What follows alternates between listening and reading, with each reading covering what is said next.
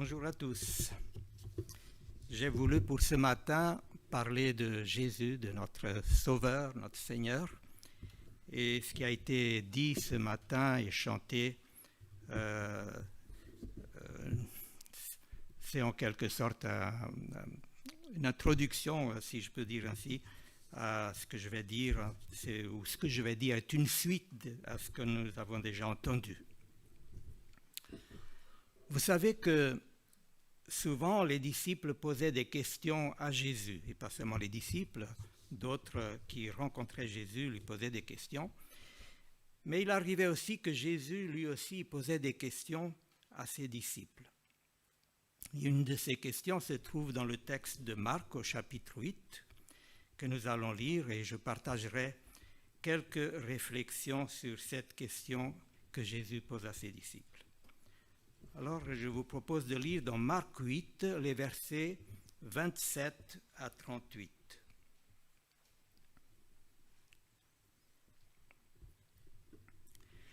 Jésus s'en alla avec ses disciples dans les villages de Césarée de Philippe, et il leur posa en chemin cette question: « Qui suis-je au dire des hommes ?»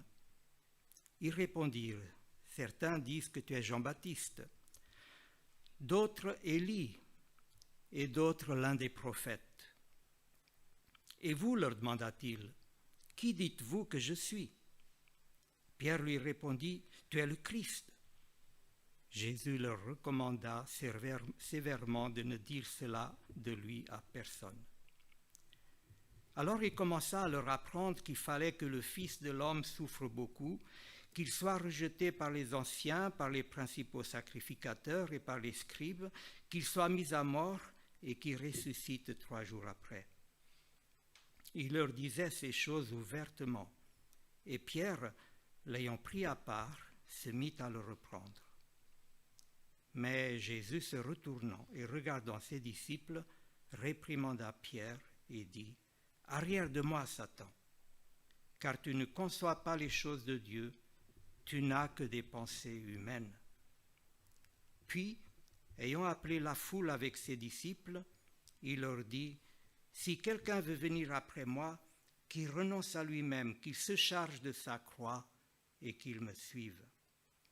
Car celui qui voudra sauver sa vie la perdra, mais celui qui perdra sa vie à cause de moi et de la bonne nouvelle la sauvera.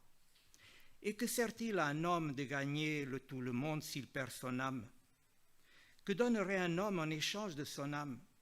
Car quiconque aura honte de moi et de mes paroles au milieu de cette génération adultère et pécheresse, le Fils de l'homme aura aussi honte de lui quand il viendra dans la gloire de son Père avec les saints anges. » Jusqu'ici, notre lecture.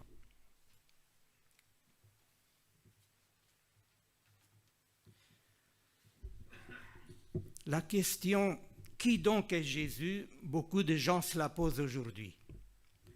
Mais nous venons de voir par la lecture de ce texte qu'elle n'est pas d'aujourd'hui.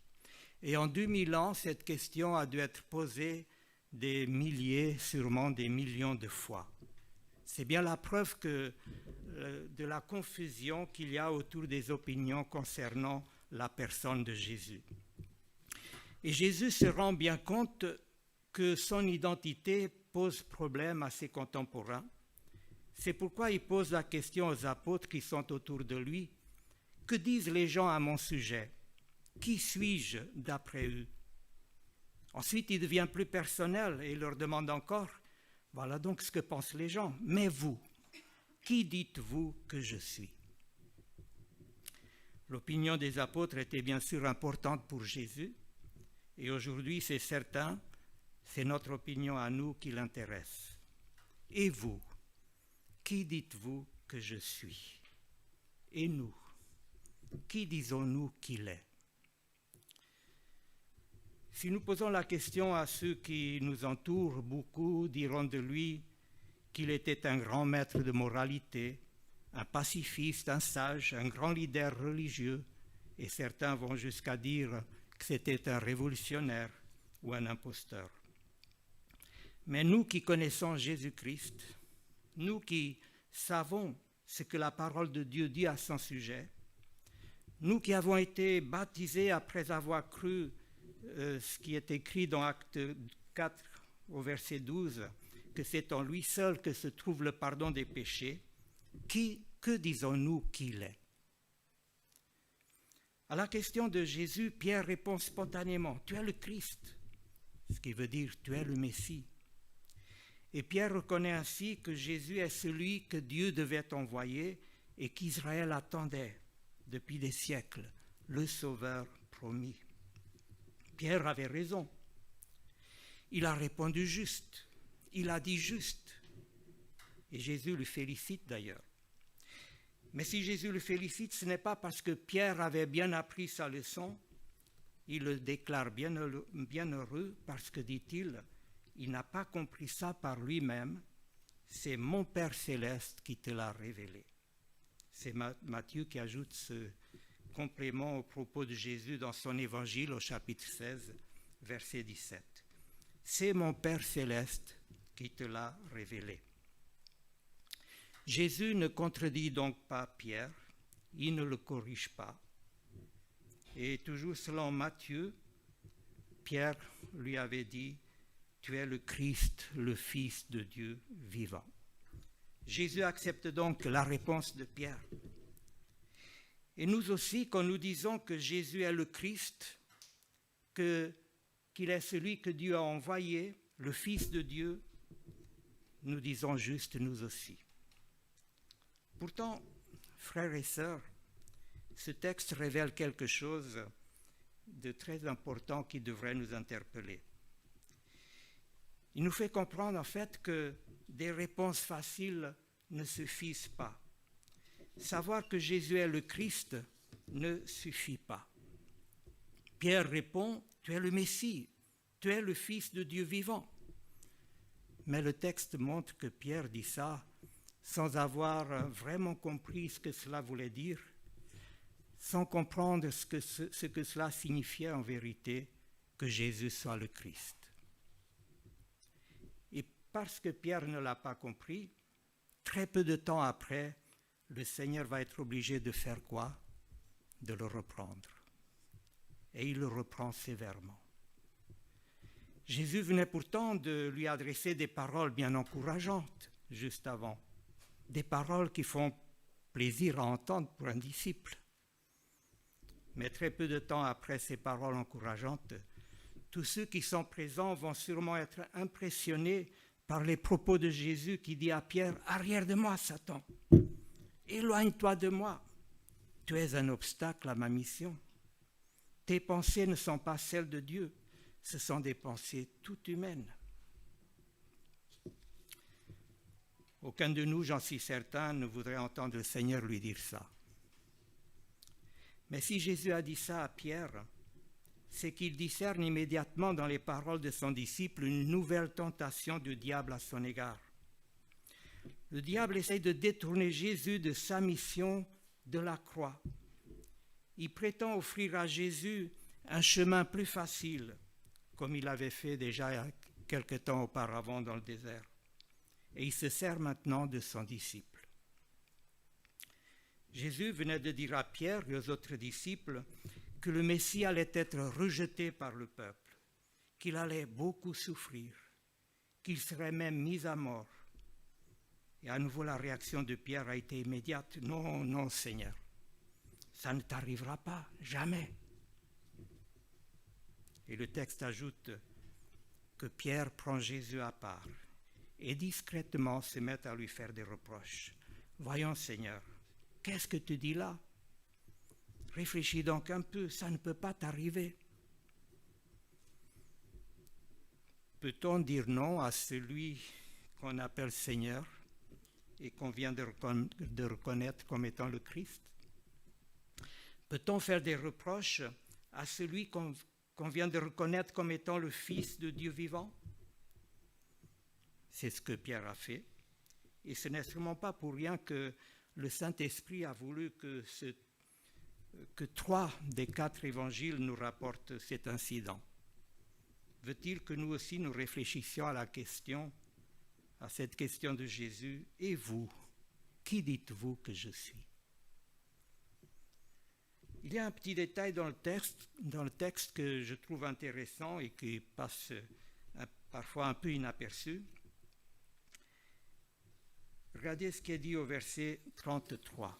En reprenant Pierre, il est dit que Jésus regarde les autres disciples. Pourquoi donc? L'explication qu'on peut donner, je pense que c'est la bonne. Je ne sais pas, mais en tout cas, une explication qu'on peut donner, c'est que Pierre venait d'exprimer la pensée de tous les autres. Le même esprit qui animait Pierre était certainement en train de contaminer tous les autres disciples. Et je crains que de la même manière que Jésus a dû reprendre Pierre et les autres disciples, je crains que parfois il soit obligé de reprendre beaucoup de ses disciples aujourd'hui. Peut-être obligé de nous reprendre, nous, si nous n'avons pas bien compris ou si nous avons oublié ou négligé ce que cela signifie pour nous que Jésus soit le Christ, le Messie. Nous ne pouvons pas nous contenter d'une opinion vague, comme c'est le cas aujourd'hui pour tant de gens. Et même parmi les chrétiens, il faut le reconnaître.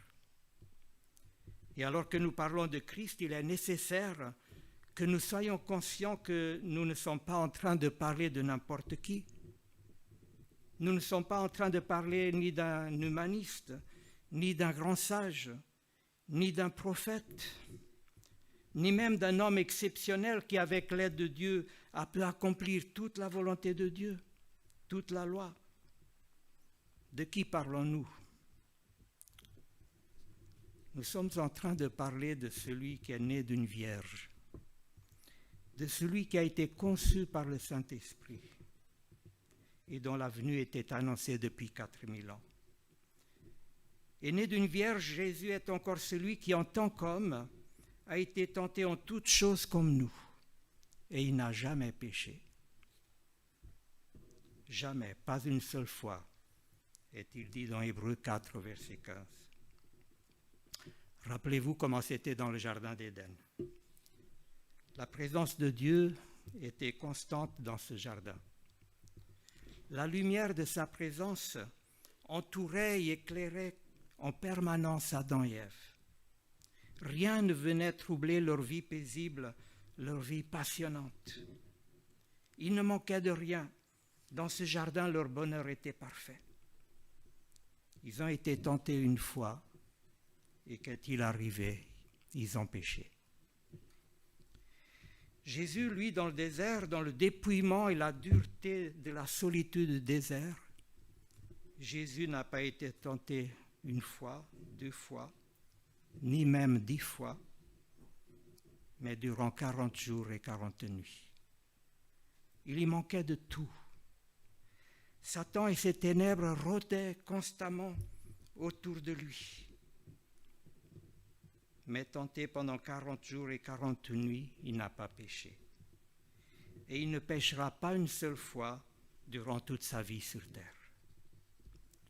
C'est de ce Jésus que nous aimons parler le dimanche matin.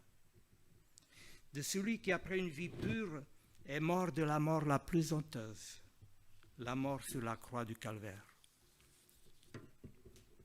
Les sculpteurs de pierre et de bois, quand ils présentent Jésus sur la croix, ils l'habillent toujours d'un tissu autour des reins pour cacher sa nudité.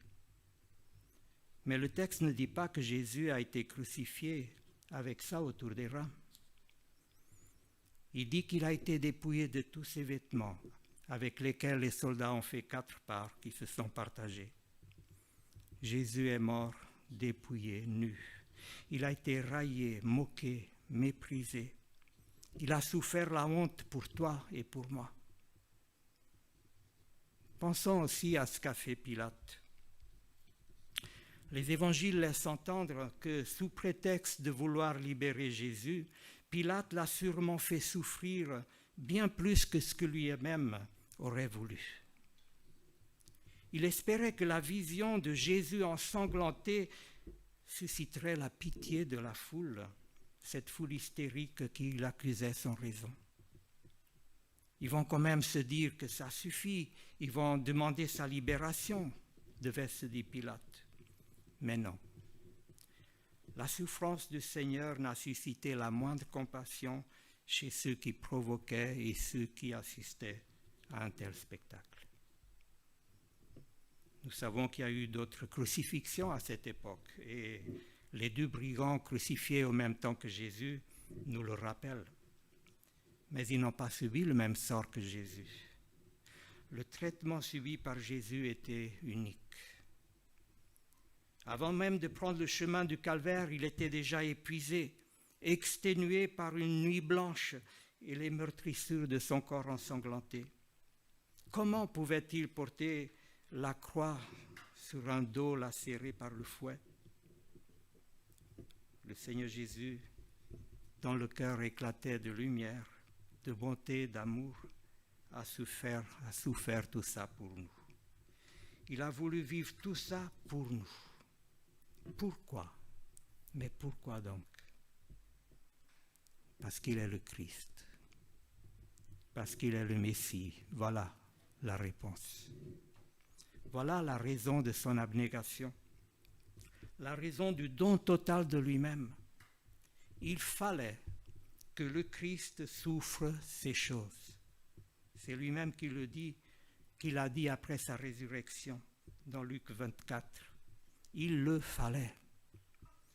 Mais Pierre n'avait pas saisi tout cela quand il a dit à Jésus qu'il était le Christ.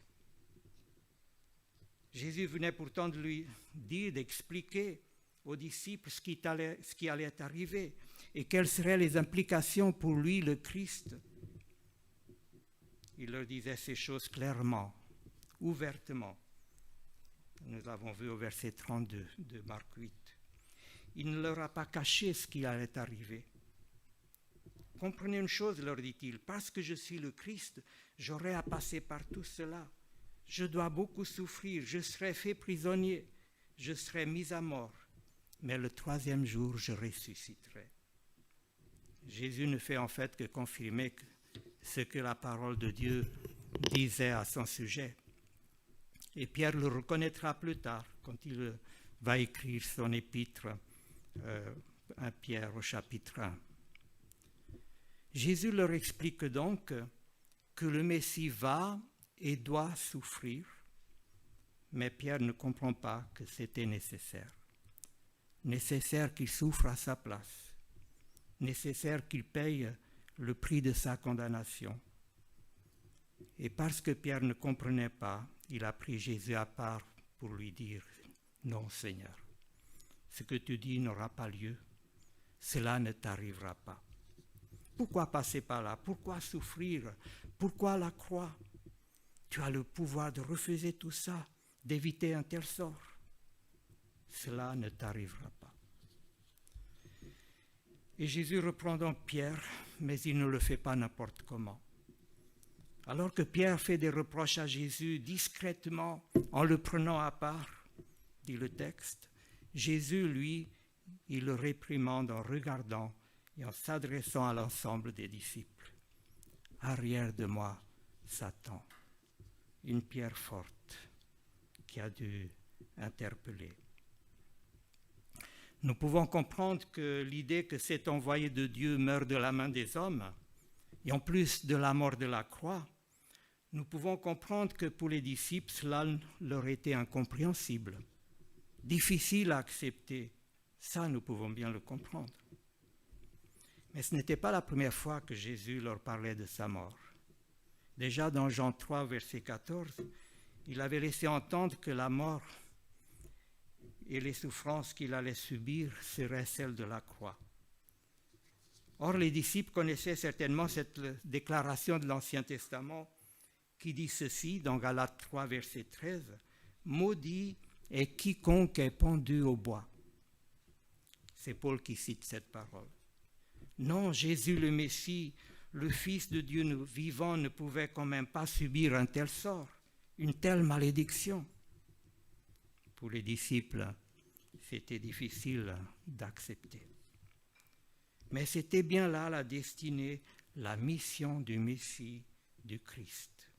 Jésus devait être élevé sur le bois, car il devait porter sur lui nos malédictions.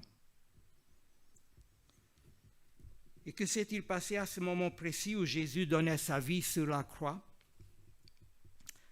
À ce moment-là, la condamnation à laquelle aucun homme ne peut échapper à cause de son péché, cette condamnation était en train d'être effacée, annulée, détruite à tout jamais. C'est Paul qui le dit dans Colossiens au chapitre 2, verset 14. Il le dit ainsi: « L'acte dont les ordonnances nous condamnaient a été cloué à la croix. » Car, ajoute-t-il dans 2 Corinthiens 5, verset 21, « Jésus a été fait péché pour nous. » Et les bénéficiaires du sacrifice du Messie, ces bénéficiaires seraient ceux qui croiraient et accepteraient le don de la vie du Fils de Dieu comme moyen de salut. Voilà ce qui se passait à la croix, alors que le Messie agonisait. Croire en Jésus, ce n'est donc pas seulement croire qu'il est le Fils de Dieu, comme le croyait Pierre, c'est aussi croire en la valeur de ce qu'il a fait à la croix pour le salut des hommes, pour mon salut. Si je ne crois pas ça, je ne sais pas ce que je dis quand j'affirme qu'il est le Christ, le Messie. N'oublions pas, frères et sœurs, que le péché, mon péché et ton péché, a coûté cher, très cher au Sauveur. Qu'est-ce qui l'a motivé à aller ainsi au bout de sa mission? Qu'est-ce qui l'a fait tenir bon alors qu'il aurait pu faire appel à son Père, qui aurait envoyé des dizaines de milliers d'anges pour le secourir? C'est lui-même qui le dit dans Matthieu chapitre 26. Nous le faisons, nous. Nous demandons à notre Père céleste de nous secourir quand nous sommes dans la détresse, dans la difficulté. Pourquoi Jésus ne l'a pas fait alors qu'il aurait pu le faire? Et son Père, c'est sûr, l'aurait secouru et délivré de la croix. « Mon Père m'exauce toujours », a-t-il dit un jour dans Jean chapitre 11. Jésus ne l'a pas fait parce qu'à ce moment-là, alors qu'il était sur la croix, il ne pensait pas à lui, mais à nous. Si je peux être réconcilié avec Dieu, si tu peux être réconcilié avec Dieu, c'est parce qu'il a beaucoup pensé à toi et à moi alors qu'il était sur la croix. Il nous a aimés jusqu'à la fin, jusqu'à son dernier souffle. Sur la croix, il nous voyait déjà sauvés, libérés. Il nous voyait déjà au ciel avec lui, auprès de lui. Et il devait avoir cette pensée qu'il a soutenue jusqu'au bout. Ça vaut la peine. Ça vaut la peine. C'était le but de Jésus en venant sur terre. Nous libérer, nous sauver de nos péchés, des ténèbres, de la mort éternelle, de l'enfer. Et pour que cela soit possible, pour que la grâce puisse nous être accordée, il fallait qu'il aille au bout du don de lui-même. Aujourd'hui, on ne parle plus beaucoup de l'enfer. C'est rare, il faut le reconnaître. Peut-être parce qu'on a peur que ça vide les églises ou qu'on soit taxé d'arriéré, de démodé. Ou alors c'est parce qu'il faut parler positif, surtout ne rien dire qui puisse troubler. C'est bien plus simple et agréable de dire simplement que Dieu nous a sauvés de nos péchés, parce qu'il nous aime, qu'il a donné sa vie pour que mes péchés puissent être pardonnés. Et je comprends bien, il faut proclamer cela haut et fort. Ça fait partie de la bonne nouvelle. Mais on oublie peut-être parfois de dire de quoi exactement Christ nous a sauvés. Il y a plein de chants qui disent que nous devons louer Dieu parce qu'il nous a sauvés. Je les aime bien, ces chants, pas de souci. Mais sauvés de quoi exactement? Souvent, les chants ne le disent pas ou ne le disent plus. Et on a l'impression que Dieu veut juste nous offrir une vie meilleure, une vie plus facile, qu'il veut nous secourir dans nos difficultés, nous rendre victorieux dans nos problèmes. Est-ce que les églises osent encore parler de l'enfer aujourd'hui? Car Jésus a donné sa vie précisément pour que nous n'ayons pas à subir la deuxième mort, c'est-à-dire la condamnation éternelle, l'enfer. Dieu a tant aimé le monde qu'il a donné son Fils afin que celui qui croit ne périsse pas, mais qu'il ait la vie éternelle. Et Jésus n'est pas mort en héros, acclamé par la foule, en disant même pas mal, loin de là. Il s'est donné en sacrifice et sur la croix, il était comme l'agneau égorgé sur l'autel. Nous pouvons lire cela dans Apocalypse 5, verset 6.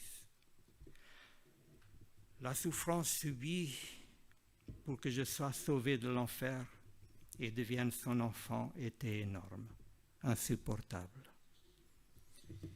Il n'est pas mort non plus étouffé comme c'était le cas pour les crucifiés. Ésaïe dit qu'il a été enlevé par l'angoisse et le châtiment. Voilà de quoi il est mort, l'angoisse et le châtiment. Ésaïe 53.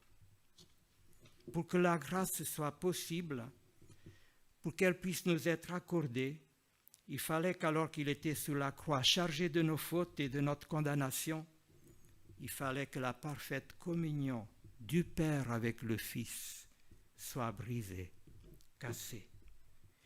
Et c'était ça la cause de son angoisse, bien plus que les souffrances physiques.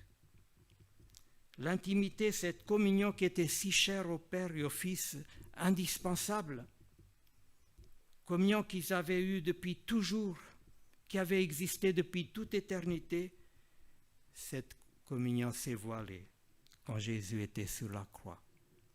Et à la place, ce sont les ténèbres qui se sont déchaînées sur le Fils de Dieu. Insupportable pour celui qui ne peut exister sans l'amour, l'unité, l'intimité avec le Père. Mais il était nécessaire qu'il en soit ainsi. Et c'est à ce moment-là que le Seigneur Jésus s'est écrié « Mon Dieu, pourquoi m'as-tu abandonné ?» À ce moment-là, alors que nos péchés étaient transférés sur lui pour qu'il en fasse l'expiation, Jésus a connu l'abandon du Père. C'est ça la flèche qui l'a tué, l'abandon de son Père. Pensons alors, si nous comprenons ça, et beaucoup d'entre nous l'ont compris, gloire à Dieu, parce que c'est lui qui nous l'a révélé comme il l'a fait pour Pierre. Mais si nous comprenons ça et que nous continuons dans le péché, que sommes-nous en train de faire? Nous sommes en train, ni plus ni moins, de charger le Seigneur d'autres souffrances. C'est ce que dit Hébreux au chapitre 6, verset 6. Et par la même occasion, nous sommes en train d'ajouter des ténèbres dans ce monde où la lumière de Christ est tellement nécessaire. Voilà ce que je fais quand j'accepte le péché dans ma vie. Souvenons-nous donc de la croix, des souffrances du Seigneur, de lumière et de paix. La Bible nous invite à nous souvenir de cela. Si nous l'aimons, ce souvenir sera le puissant stimulant qui nous aidera à refuser le péché dans nos vies. Revenons à notre texte. Pierre n'avait donc pas compris ce que cela voulait dire que Jésus soit le Christ. Et parce qu'il ne l'avait pas compris, il a essayé d'enlever à Jésus l'idée même d'être crucifié, la pensée de la nécessité de donner sa vie en sacrifice. Mais je l'ai dit, c'était nécessaire. Et parce que c'était nécessaire, le Père n'a pas éloigné de son Fils la coupe de souffrance que Jésus redoutait tant. Mais autour de Jésus, il n'y avait pas que les disciples. Et la lecture de tout à l'heure nous montre que si Jésus est préoccupé par l'enseignement et la préparation de ses disciples à vivre des moments difficiles qui les attendaient, il est préoccupé également par le sort de ceux qui n'avaient pas encore cru en lui et qui, contrairement aux disciples, n'avaient pas encore compris qu'il était le Messie. Jésus était entouré par la foule, dit le texte. Et c'est aussi pour cette foule qu'il est venu sur terre. Et au verset 34, nous lisons qu'il appelle la foule et qu'il continue à enseigner. Cette fois-ci, les disciples et la foule. Et Jésus leur dit, verset 34, « Si quelqu'un veut me suivre, qu'il renonce à lui-même, se charge de sa croix et me suive. » Chercher à sauver sa vie en dehors de Jésus, c'est la perdre. Il a ouvert un chemin de salut et il invite tous ceux qui hésitent ou qui sont incrédules, il les invite à le suivre, à s'engager résolument sur ce chemin. Et il fait comprendre que ce choix de le suivre est d'une extrême importance. Pas de salut sur un autre chemin que celui que Christ nous a ouvert. C'est une question de vie ou de mort, leur dit-il. Comment le dit-il, verset 36 ? Que sert-il à un homme de gagner le monde entier s'il perd son âme ? La mort perd son âme, l'enfer. C'est ça le projet de Satan pour l'humanité. Dans 2 Corinthiens 2, au verset 11, Paul parle des intentions du diable. Intentions, dit-il, que nous ne devons pas ignorer. Voilà donc ce que le diable vise pour nous depuis ce jour où Adam et Ève ont cédé à la tentation, se sont laissés séduire par ses propositions. Mais la parole de Dieu nous dit aussi que depuis ce jour, Dieu, lui, il refuse de laisser une telle victoire au diable. Et Jésus a fait ce qu'il fallait pour pouvoir offrir à l'homme une vie nouvelle. Nous sauvons de la puissance de perdition de Satan. Il nous a fait passer du monde des ténèbres à celui de son admirable lumière. 1 Pierre 2, verset 9. Alors posons-nous quand même cette question. Sommes-nous en train d'expérimenter cette vie nouvelle que Jésus nous a acquise ? Parce que voyez-vous, tant que je ne comprends pas vraiment ce que cela signifie que Jésus soit le Christ, je ne peux pas vraiment l'expérimenter, cette vie nouvelle. Pour que nous soyons touchés par l'œuvre de Jésus, pour que l'Esprit de Dieu puisse nous conduire toujours plus loin dans la communion avec le Père céleste, nous avons besoin de renoncer à nous-mêmes. Si quelqu'un veut me suivre, qu'il renonce à lui-même, qu'il se charge de sa croix et qu'il me suive. Renoncer à soi-même, c'est se dépouiller de ce que faisait ma vie autrefois, sans Dieu. C'est se dépouiller, renoncer à ma vie ancienne pour vivre une vie nouvelle qui est celle de Christ. Vie qu'il peut nous donner parce que face à la mort et les souffrances terribles qu'il fallait affronter, il n'a pas cédé à la tentation de sauver sa propre vie. Satan lui avait proposé, Pierre le lui avait proposé, et il n'a pas cédé à cette tentation. Que Dieu nous aide à comprendre ça. Jésus n'a pas cédé à la tentation de sauver sa propre vie parce qu'il est le Christ, le Messie, et il fallait qu'il aille jusqu'au bout de sa mission parce qu'il nous aimait. Et aujourd'hui, il nous propose un échange où nous sommes gagnants à 100%. Il nous dit, je meurs de la mort qui devait être la tienne. Je meurs de votre mort, celle qui vous était destinée à cause de votre péché, pour que maintenant, à partir de maintenant, vous viviez ma vie. Je prends sur moi ton péché et en échange, je te donne mon esprit. N'est-ce pas un échange merveilleux qu'il nous propose là? Il enlève de nous le péché il nous offre, nous propose à la place quoi? Lui-même. Lui-même. Lui-même dans nos vies. Il enlève de nous le péché et nous donne son esprit pour qu'il habite en nous, pour qu'il nous transforme à l'image de son Fils. Nous étions morts dans nos péchés, Éphésiens chapitre 2, mais Christ nous a donné sa vie. Mais pensons encore, si le Saint-Esprit a voulu que ce récit de chapitre 8 de Marc vienne jusqu'à nous, ne serait-ce pas parce que, comme Pierre, nous sommes nous aussi concernés par ce que Jésus dit dans ce récit. Et vous savez, ce qui me fait peur, c'est de penser que beaucoup peuvent fréquenter un lieu de culte pendant longtemps, durant des années, participant même au culte, sans comprendre ce que cela signifie vraiment que Jésus soit le Christ, le Messie, le Seigneur.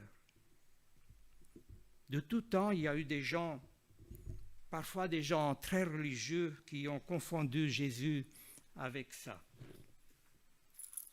ne sais pas si vous voyez ce que c'est. C'est un porte-clés. Un porte-clés que j'accroche. Voilà. J'ai accroché Jésus à moi. Je l'ajoute à ma vie. Maintenant où je vais, je dis que j'appartiens à Jésus. Je le porte avec moi, Jésus. Beaucoup de gens aujourd'hui confondent ainsi Jésus avec un porte-clés. Un porte-clés qu'on accroche. C'est une des choses que Jésus voulait que ses disciples comprennent. Il n'est pas venu dans ce monde pour que je l'ajoute à ma vie. Judas l'a fait. Judas, durant 3 ans, l'a fait. Durant 3 ans, Jésus faisait partie de sa vie. Mais Jésus est venu dans ce monde pour qu'il soit ma vie. Pour qu'il soit ma vie. C'est ce que l'apôtre a voulu dire aux chrétiens de la ville de Philippe quand il leur a dit « Christ est ma vie ». Si Jésus n'est pas ma vie, mais juste quelque chose que j'ai ajouté à tant d'autres choses qui font partie de ma vie, ai-je bien compris ce que c'est qu'appartenir à Christ et non plus à moi-même? Nous pouvons l'appeler Christ sans avoir idée de ce que cela signifie. C'est ce qu'a fait Pierre. Et nous le faisons nous aussi quand nous oublions, quand nous négligeons la réalité du prix, de l'énorme prix que Jésus a payé pour notre âme. Nous pourrions à nouveau passer beaucoup de temps à parler, à évoquer tout ce que Jésus a souffert durant sa vie ici-bas, et en particulier à la croix, ce qu'il a souffert pour toi et pour moi. Il est mort d'angoisse à la croix, nous l'avons dit tout à l'heure. C'est terrible, insoutenable. Mais si nous commençons à détailler les souffrances, ces souffrances pour avoir une idée de ce qu'elles ont été, cela devient vite insupportable. J'ai parlé du fouet qui a lacéré son dos, sur lequel on a chargé la croix. Il y avait aussi la couronne d'épines. Si elle est restée sur la tête, c'est parce qu'on l'a bien enfoncée pour qu'elle ne tombe pas. Pouvons-nous imaginer ces souffrances? Ensuite, les clous qui le clouent à la croix. Cette croix qu'il avait déjà fait tant souffrir sur le chemin jusqu'au sommet du Golgotha. Et par-dessus tout cela, le mépris, le rejet, la honte, la haine d'un peuple qui disait l'attendre, l'abandon, la trahison de ceux qu'il a tant aimés. Pouvons-nous imaginer un instant que le Père aurait permis ça si ce n'était pas nécessaire? Mon fils bien-aimé, c'est ainsi qu'il l'appelait, éternellement aimé, l'objet de son amour de toute éternité. La seule raison pour laquelle le Père a permis et voulu que son Fils vive ça, c'était son désir de nous délivrer de quelque chose d'analogue. d'analogue, mais qui dure non pas une journée, mais le reste de l'éternité.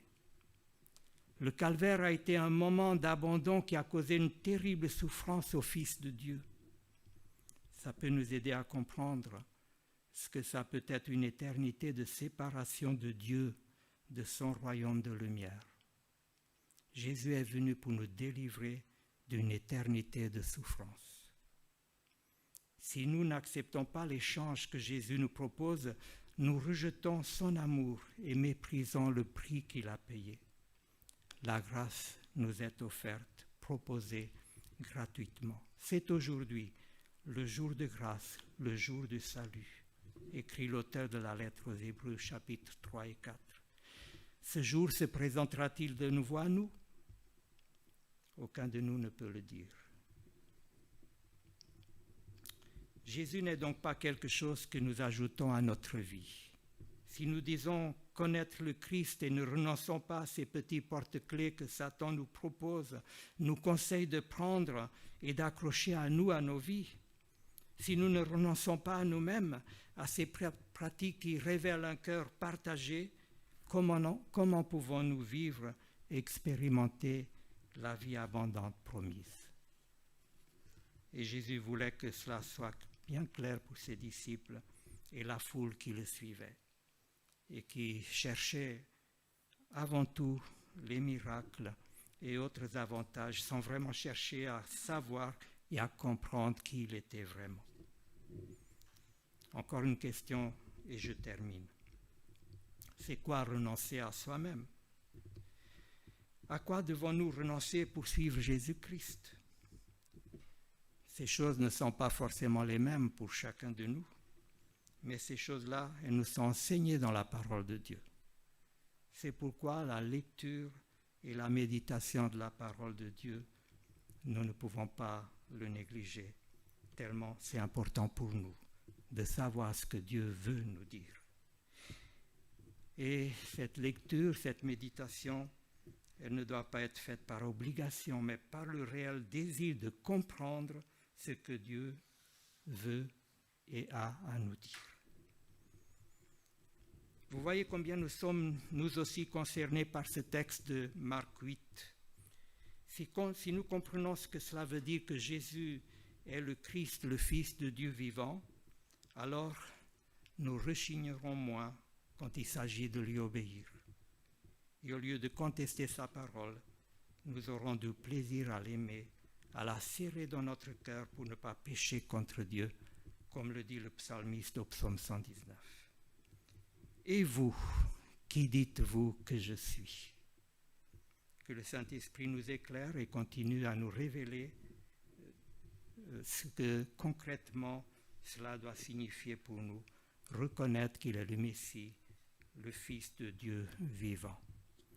Tout en préparant ce message, ma prière, c'est que, à la fin du message, nous ayons un plus fort désir encore d'aimer le Seigneur. Et c'est ce que je souhaite de tout cœur pour chacun de nous. Je vous invite juste à prier encore.